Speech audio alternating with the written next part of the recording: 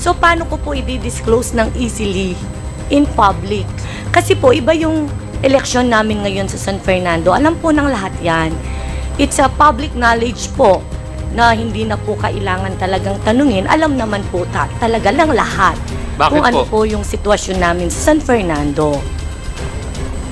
Ano bang meron sa San Fernando? Kasi po, taga Rizal ako eh. Kaya nga po. Ako naman, taga Laguna. Anong pagkakaiba ng election Kaya sa sa election? totoo lang po, Your Honor, maaring manahimik mo po for a while kasi ini-investigate nyo po. So, malaking bagay po sa amin ito na matatahimik po ng konti. Kasi sa totoo lang po, marami pa pong hindi nare-report. Kasi nga, takot. Yan ang hirap eh. Pero nakita naman po natin ngayon, kahit yung mga kapulisan nga po natin, hindi sila makapagsalita publicly. What more po kami? Ito na nga, Romeo Acop, tikom ang bibig matapos barahin ng isang mayor. Acop, di nakapalag sa katalinuhan ni Mayor Kaluwag. Pero bago ang lahat, maaari kayong mag-subscribe para maging updated sa mga issue at bagong mga balita. Hindi nga nakapalag itong si Acop matapos pangaralan ng mayor ng San Fernando, Pampanga na si Vilma B. Kaluwag sa pagmamagaling nito. Acop, halatang walang kaalam-alam sa nangyayari sa San Fernando, Pampanga. Kaya naman Acop, nilampaso na, pinahiya pa. Narito ang buong detalye. The mayor of San Fernando, ilan pong kapitan ninyo ang nakatanggap no po ng ganito pong threats? Yung reported po, parang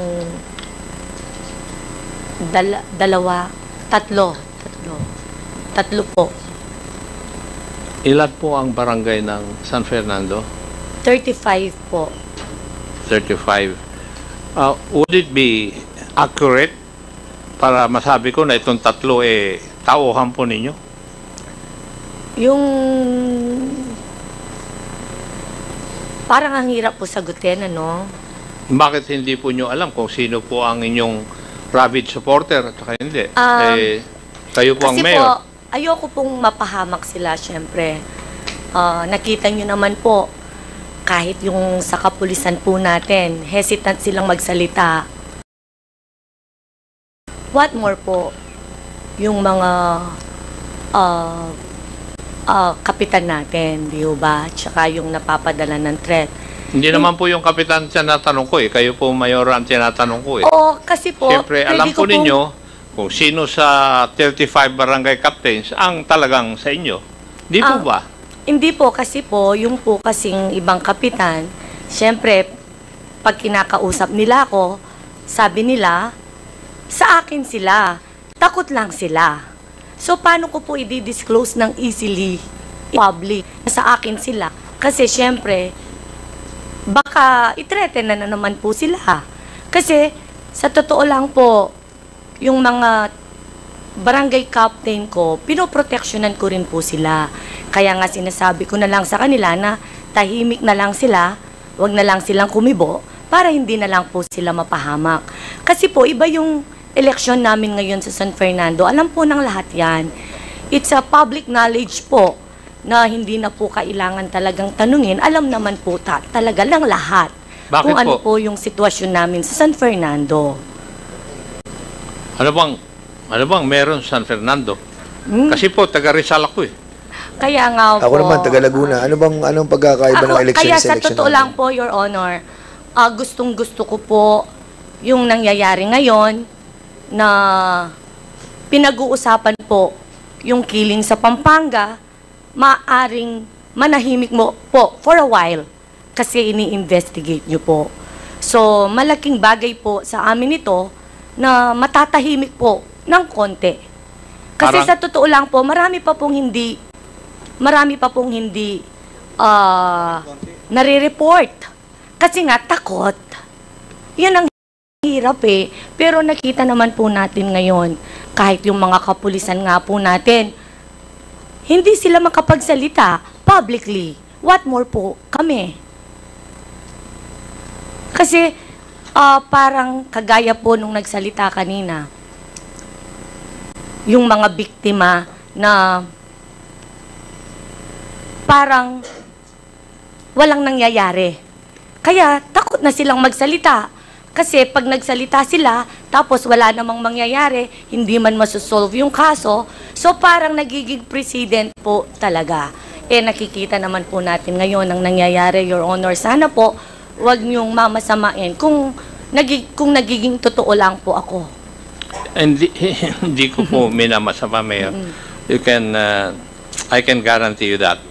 Dalawa lang po yung, hindi pa, may isa pa akong katanungan na hindi nyo nasagot dahil galing din po sa inyong sariling bibig. Ano po ang pagkaiba ngayon doon sa eleksyon ng San Fernando ngayon? Malaking pagkakaiba po ngayon. Ano po ang dahilan?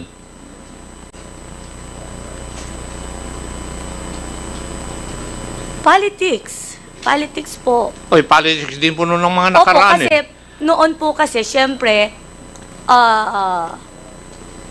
lumaban ako ng 2019. Hindi takot yung mga tao na sabihin kung sinong mayor nila. Kasi alam nila hindi ako marunong manakit, hindi kami bayolente. Ganon din yung opponent ko nung 2019. Ngayon, napakatahimik po. Pag naka-Vilma sila, ay talagang hindi magsasalita yan. Kahit magpa-survey po kayo ngayon sa San Fernando, napakalaki ng undecided na percentage dahil takot ang mga tao. So, ang ibig niyong sabihin, Mayora, noong 2019, hindi yung kalaban po ninyo, hindi nyo kalaban ngayon. Sinasabi niyo sa akin indirectly, iba ang kalaban nyo, ibang klase yung kalaban nyo ngayon. Opo. Anong klase po ba yung kalaban nyo ngayon? Di ba tao? Powerful po sila. Meron pa bang mas powerful kaysa gobyerno? Siguro po ang public na ang sasagot dyan. Not me. Public. Public. Kasama po kami sa public. Nagtatanong po ako ngayon, Mayora. Hindi ko rin po masagot yon. Matanong ko nga po kayo, sino po ang kalaban nyo ngayon? Yung pong kapatid ng governor, anak po ng vice governor. Mabigat nga laban po ninyo. Kasi dalawang kaban yung kalaban nyo Kaya nga po. Naintindihan ko na po. Kasi, para bang sinasabi nyo rin kanina kay Chairman Fernandez, medyo natahimik ngayon dahil nagko-conduct ng investigation. Ang ibig sabihin, parang sinasabihan nyo yung chairman namin, idire-diretso yung pag-imbestiga. Di po ba? Opo, kasi napakalaking bagay po talaga nito. Na for a while, I guess, maybe, tatahimik dahil alam po na nag-iingay kayo dito. So, syempre, matatakot naman po kahit papano kung sino man po ang nasa likod ng killing. Hindi naman po tayo nag-iingay dito. We're just ferreting out of the truth. Kasi baka kasi yung misconstrued, no? Na yung mga killings na iniimbestigahan po natin dito, kailangan po talaga natin makita yung kung bakit po, no? And at the same time, yung mga threats na nangyayari. But, nevertheless, kung nakakatulong po para matahimik po ang eleksyon sa Sobrang Fernando, nakakatulong po, Your Honor. Nagpapasalamat ako sa mga members for being a part of a somehow a peaceful resolution in San Fernando City. Sige, go ahead, Chairman ako. No more questions, Mr. Chair. Thank you. Mr. Chairman, yes, SDS yung Gonzales. sinasabi ni Mayora, sana hindi lang itong eleksyon na to ang matahimik ang aming syudad ng San Fernando, ang lalawigan ng Pampanga, as I've said before in my opening statement, because Pampanga is the heart of Central Luzon. Nandyan po lahat ang magagaling. Kaya kailangan po hindi lang ngayong eleksyon. Director Pajardo, please. 3 buwan na lang po mahigit, eleksyon na. Sana po, I hope and pray na walang mangyayari. Ako, yan lang po ang inihingi ko sa inyo, sa kapulisan, sa COMELEC, na sana maging fair ang laban. We will just level the playing field. Hayaan po natin yung taong bayan na magdesisyon kung sino ang dapat mamuno sa lalawigan, sa distrito, sa siyudad ng San Fernando, and the 21 towns of Pampanga. At sana po, kabukal po nung sinasabi ko, huwag po kayong matakot, mga barangay captain, mga barangay leaders down the line. Nandyan po si Chief PNP, nandyan po si General Pajardo, nag-usap na po tayo. Definitely magiging tahimik ang ating eleksyon na darating at protektado po kayo sa mga ginagawa nating maayos sa ating bawat lugar, sa ating bawat bayan, sa ating bawat barangay. So, Mr. Chairman, on that note, I would like to thank all of you. To those resource persons came from other towns like Municipality of Parayat, the City of San Fernando, and of course, Mayor Garbo and Mayor Vilma of both cities in San Fernando who are here this afternoon in attending this very important hearing on my resolution. So, salamat Mr. Chairman, maraming salamat po. Ulit, sana binibigay ko na po yung bola sa ating PNP. Maraming salamat po. Okay, hindi pa naman po tayo tapos, ano? We'll be setting another hearing for this purpose. At at the same time, siguro, kasi alas 10 na po, magsa-session na po, at ako'y may privilege speech. At may request po si Congressman Plato, yung other matters. So, pupunta na po tayo sa other matters and we will be recognizing Congressman Plato. Sir, Thank you, sir, you are recognized. May lang kasi sususukan ko lang yung kay Senior Deputy Speaker. Unang-una, before I propound my questions to our distinguished guest, the new Regional Director of the Philippine National Police, Region 3, Brigadier General Gil Pajardo. Allow me to extend our warmest welcome and congratulations to our new appointment.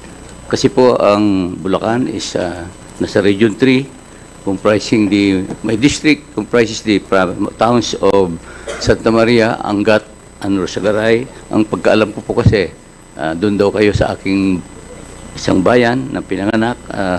Kaya po, pinagmamalaki namin na manggaling yung ang Regional Director sa aming distrito. Congratulations po. And we manifest your success in leading our region toward a future of peace, security, and justice. May your wisdom guide your decisions, your strength inspire your team, and your compassion light your path. We envision a region free from violence and injustice, a vision we believe na kaya-kaya mo. You understand with your accomplishment, you will realize this. May I ask, Director, Mr. Chair, Director Pajardo, what are your overarching plans to ensure peace and order during the 2025 Philippine elections as a spokesperson of PNP and also as a regional director in Region 3? Another thing, Mr. Chair, what specific measures will your office implement to prevent election-related violence and ensure voter safety? And another thing, alam po, marami pong nanonood kasi sa atin all over the country, mga local officials. What will how will you coordinate with local government units and law enforcement agencies to maintain an order across the country and across our region? Thank you, Mr. Chair. Okay, thank you so much. So, as I've said a while ago, hindi naman po ito ang pagtatapos ng ating pong...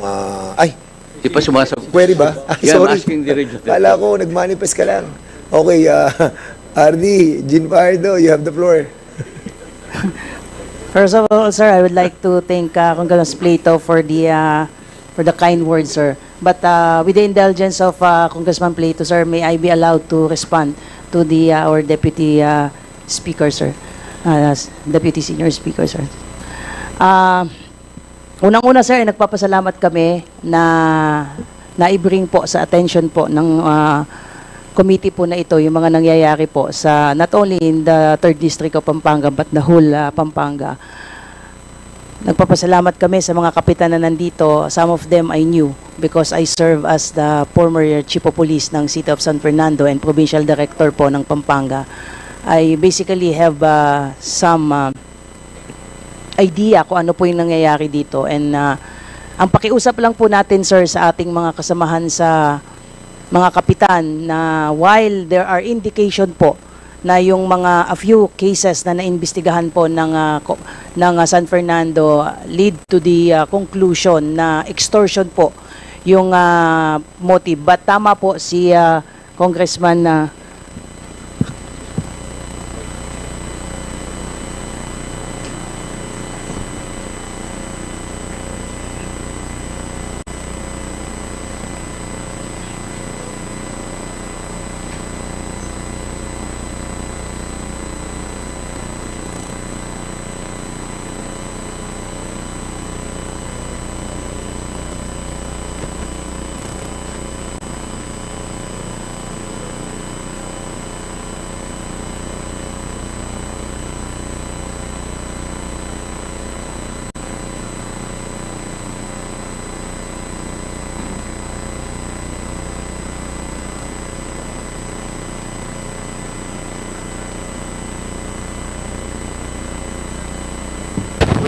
Yeah, sorry for that.